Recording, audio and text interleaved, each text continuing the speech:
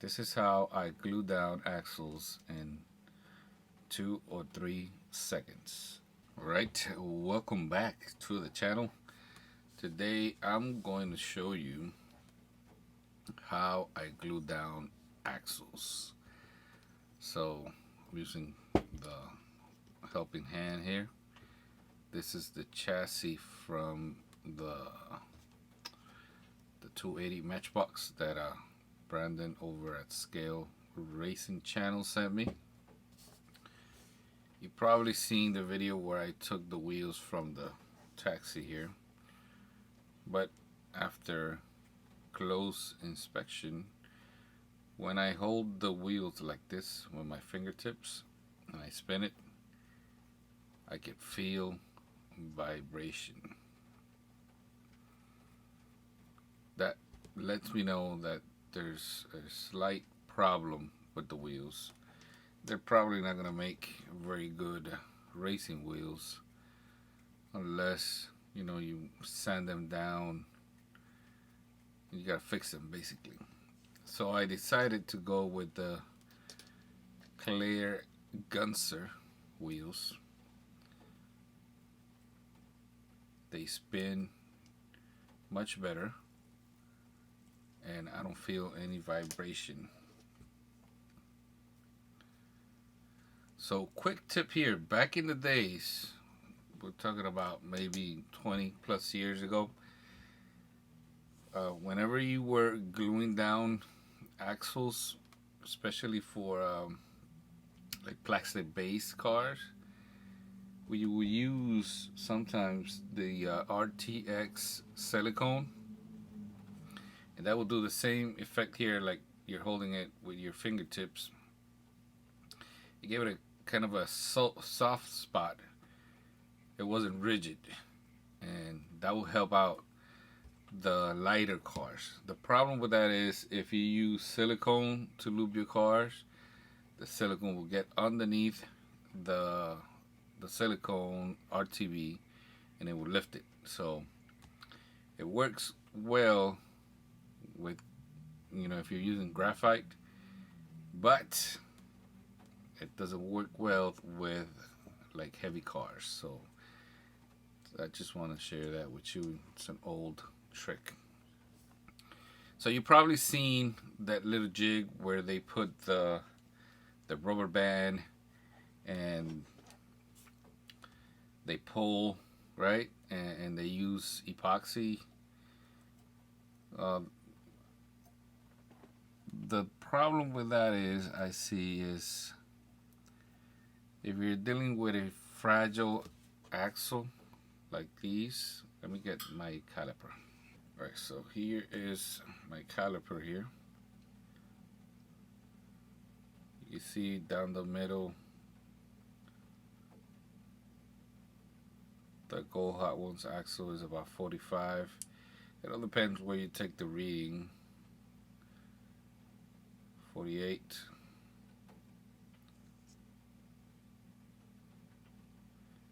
46. You can see that axle is very thin, so if you're not careful, you might bend it while doing the rubber band trick there. The clear Gunser 70, so it's close to double the width or the gauge. So the clear Gunser might do better at the rubber band trick, but I'm still going to show you the other way that I do it. Alright, first thing I'm going to need is this fishing line from Walmart, 12 pound. This is less than $2 in Walmart. Just so you know, I am not into fishing. I'm about to do a knot here, which I learned watching a YouTube video.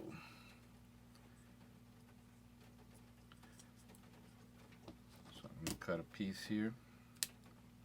I think this knot is called a uni knot. I'm not really sure, but so you take the line here and you form a 6, right? And then basically go loop it around about 5 or 6 times. Kind of difficult to do this in front of the camera. By the way, I'm not going to be using the 2-part epoxy because that takes way too long, and that's the whole purpose of this video. I'm going to show you another way that I've shown you in the past on gluing down stuff, and it's in seconds. Alright, so you can see I have this thing here now. So what I do is go like this. Let me see if I can sneak in and see what I'm doing. Alright, I'll go down. There you go. See how I'm pressing down on the axle now, right? So now I'm going to tighten the knot.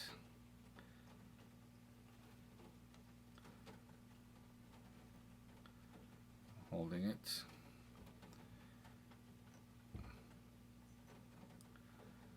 Flip the car. Well, the base.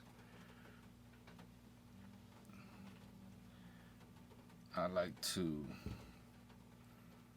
do a simple knot here.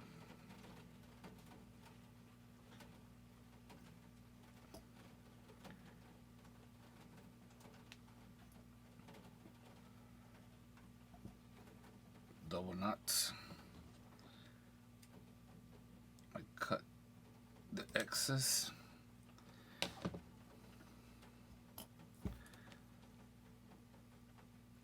And now I can play with the axle to make sure it's completely center, even though that fish line, it's basically doing that for me. You can see here I have the same length on both sides thanks to that fish line. So when I glue this down, like right now, I can see I have more slack over here.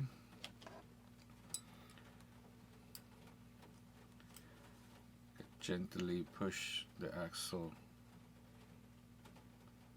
on this side.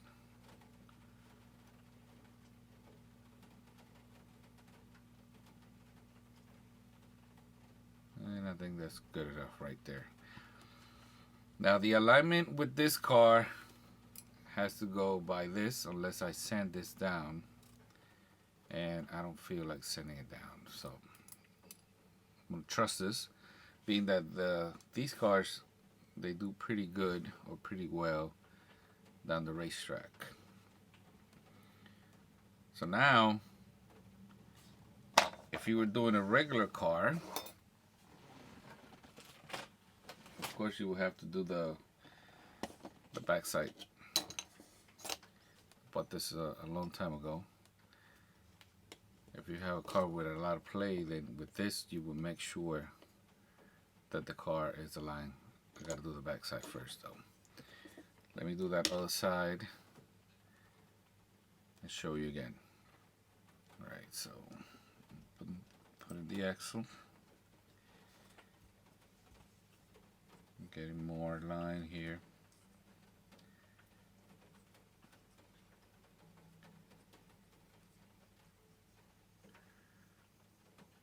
Make sure you have enough. So it's not, let me see. So it's not that difficult if you have fat fingers like me. So we do the 6 again, then we just loop it around 5 or 6 times. So I use, for this purpose, once I glue everything down, I'm going to cut this off. So this is not going to stay in the car.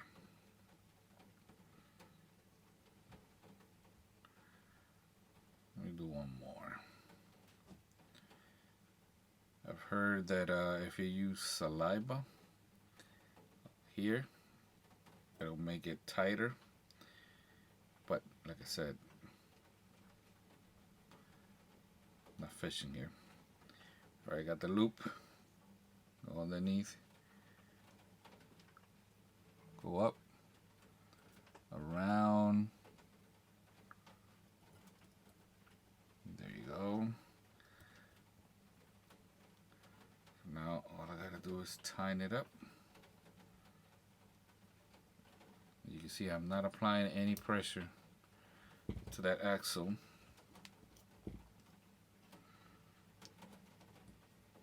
Flip it.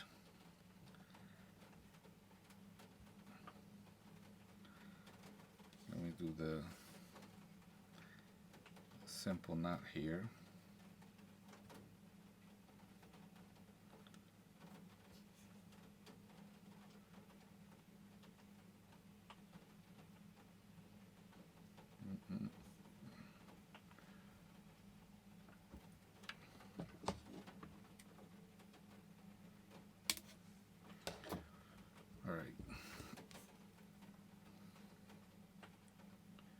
So you can see I have more slack on this side.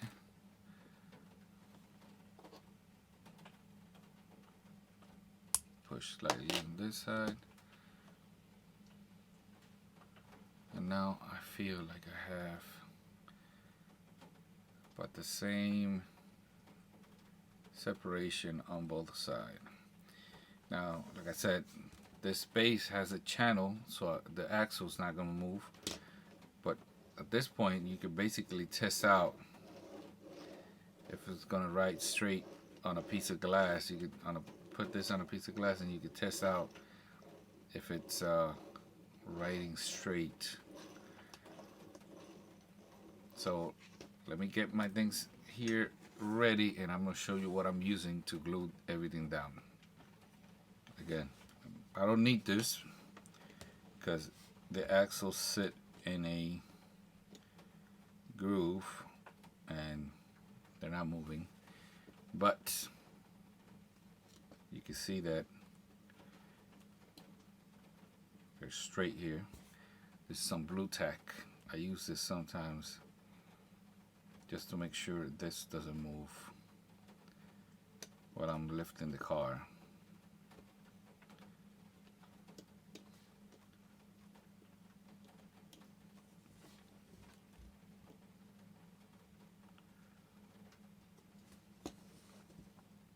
Sometimes if you're working with some cars that the axles sit loose, I like to use that.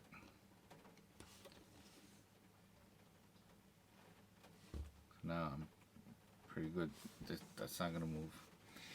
So you need to get maybe an old blister,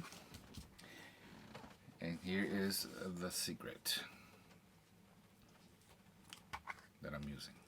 So if you use 2-part epoxy, you're probably gonna end up waiting close to 24 hours before you touch the car. With this, it's a matter of seconds. The car is ready to go in seconds. So this is baking soda and cheap graphite from Home Depot, the $5 one. Put a picture up on the screen right now so you can see it. Remember, repeat with me: baking soda, not baking powder. Baking powder is something different. Baking soda with cheap graphite. How much the mixture? It's all on you.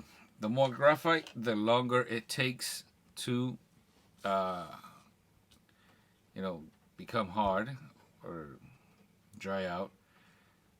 I use the whole little bottle thing here, and then I'll mix it pretty much half and half right now. That's what I use. And it gives me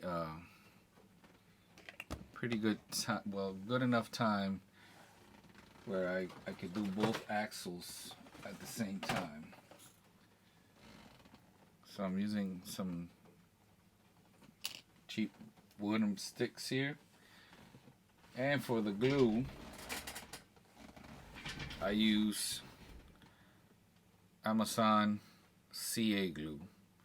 Basically the same thing as Crazy glue, but this is much cheaper and a lot more glue. I bought this like 2 years ago. I still got a whole bunch. Now this is too much. Probably won't need it. Let me separate it a little. This right here is still too much. But let me show you. Make sure you put enough glue here. Now you mix it. It can't take forever now.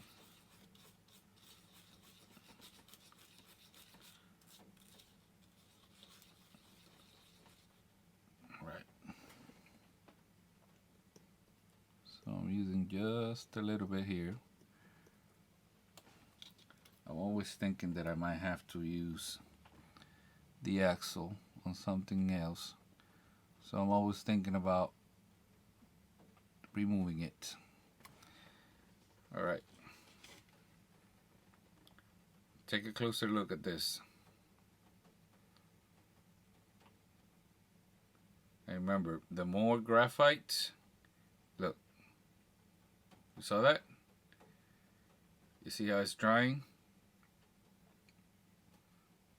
And sometimes, you probably didn't see it, but it'll give out a little puff of smoke whenever it's done.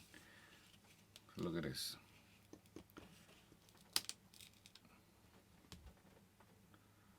That's completely dry right now. Let me show you a little something here. Let me use this other one.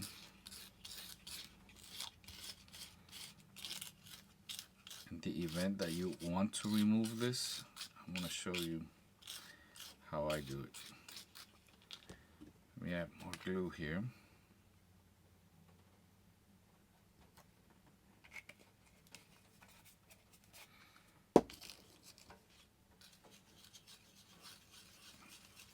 So again, the more graphite, the longer it takes. So you can see I used about half and half there, and you saw how long it took. So I have spare. Put it in that corner right there. Here you can see it again. Give me the count. How long is it taking?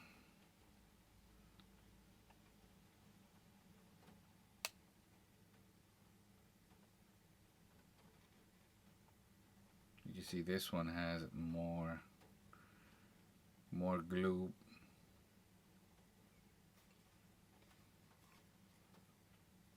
Did it kind of quick. There it goes. Look. It's all smoke. Right, so this is dry. That means this is dry.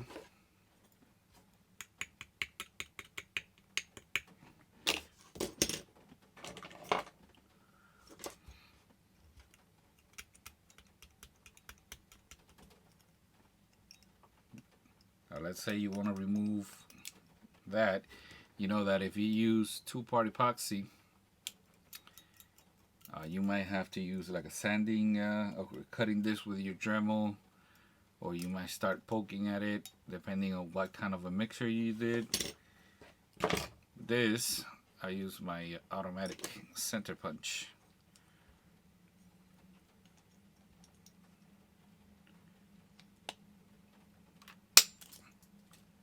You see how everything came off? So it's so hard that it's brittle. If you whack it with this, look, everything came out pretty much clean, except for this corner over here. So if I want to remove this, that's all I gotta do. All I have to do is whack it with the center punch and it will come out. So now, where are my scissors at? I'll use this.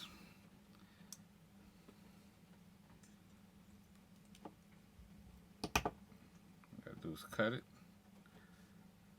remove that.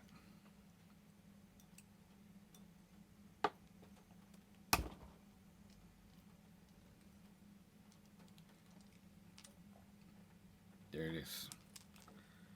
Now these wheels are ready to be worked.